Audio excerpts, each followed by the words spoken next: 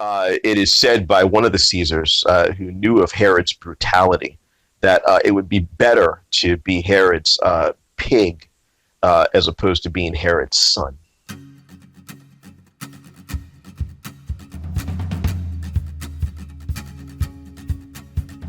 Herod he's an illegitimate king.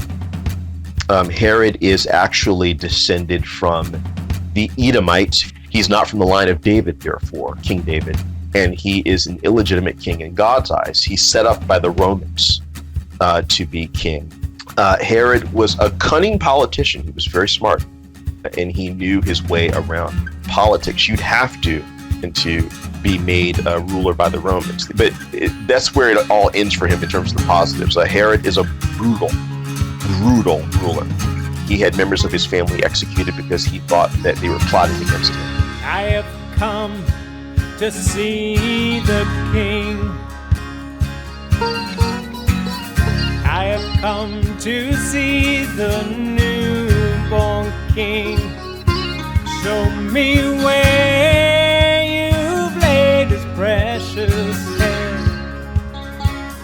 I've come to lay these gifts beside his bed. Well, who are the Magi? Well, basically they come from the east. Jerusalem was west of them. And they are into astrology. And we know that in the Old Testament that's forbidden, but there are people who did this. And at the same time, these are probably people who had means. They were wealthy. I mean, you look at the kind of gifts that they brought to Jesus: frankincense, myrrh, gold. These were very precious materials. My King and my God, I saw it in the sky. I left my life to worship at his side, but my goals were not kind. But it's worth every step to see the face that brings us life.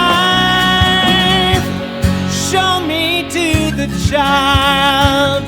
There were not just three of them, even though we have the song "We Three Kings of Orient Are." They probably traveled in an entourage, so you're looking at more than three. They could have been people who were part of a royal court or maybe a collection of royal courts. Royal courts would want folks who could read the night sky and be able to determine things about what are happening on Earth from celestial phenomena. So for them, this was probably a no-brainer to think that a king had been born based upon whatever the phenomena, which is basically just called a star. They fully expect that Herod and his court know that there's a king who is born, and they want to know where he is so that they might worship him. Herod wants to find this king too, but for less than savory reasons. You have a king who's illegitimate, and it makes sense that when the news of the Christ child comes to him, he gets very paranoid because he knows people don't really favor him a whole lot. He wants to end the life of this new king. He tells the Magi, "Oh, let me know when you find him. I want to worship too." Yes, indeed. And the Magi, the star guides them to the Christ child's home.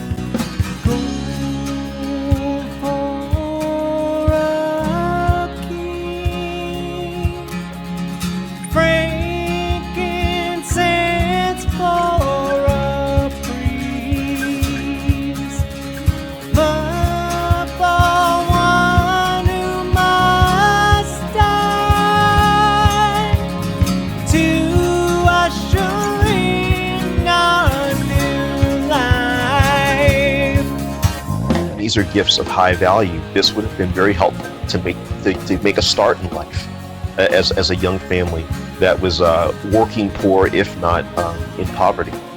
And this would be a great stash to have on hand if you were going to be on the run as Joseph, Mary, and the Christ child were going to be on the run and have to run to Egypt and then come back eventually. If you're going to be traveling that much, it's good to have gold, frankincense, and myrrh.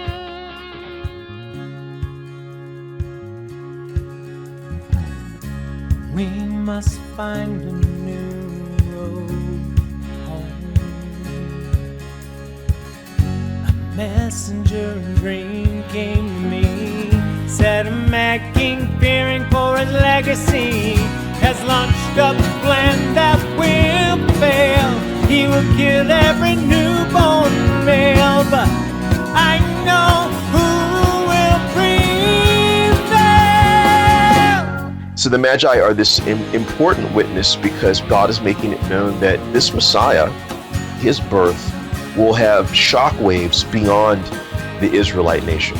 Jesus is born into this atmosphere of great political intrigue and a lot of spiritual and political darkness. We still proclaim this same Christ, the risen Christ, in the midst of political and spiritual darkness, and he still shines bright in the middle of that darkness.